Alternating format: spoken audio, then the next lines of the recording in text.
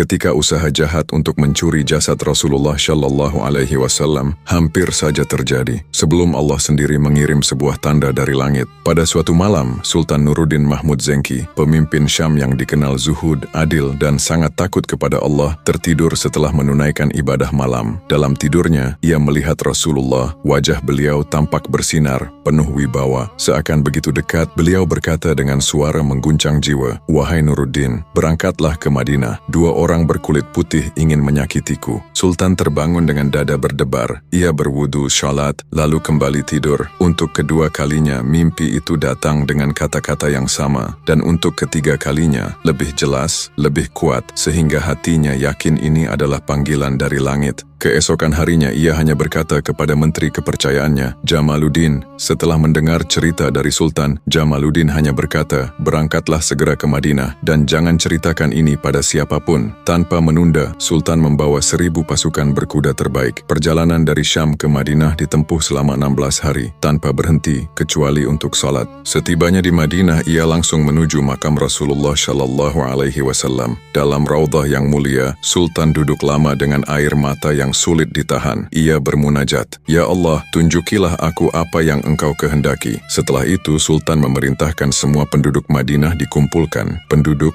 pedagang, hingga musafir. Ia memberikan hadiah kepada mereka. Bukan hanya hadiah, tetapi cara untuk melihat setiap wajah, namun beliau tidak menemukan dua orang yang disampaikan Rasulullah dalam mimpinya. Kemudian Sultan bertanya kepada penduduk Madinah, apakah ada orang yang belum menerima hadiah? Sampai seorang penduduk berkata, tidak ada, kecuali 2 orang dari Andalusia. Mereka tidak mau mengambil hadiah. Keduanya selalu beribadah di raudhah. Sultan bertanya, bagaimana warna kulit mereka? Putih kemerahan. Saat itu juga tubuh Sultan terasa dingin. Inilah 2 orang yang Rasulullah tunjukkan dalam mimpinya. Kedua peziarah itu dihadapkan kepada Sultan. Mereka memberi jawaban yang goyah dan tidak meyakinkan.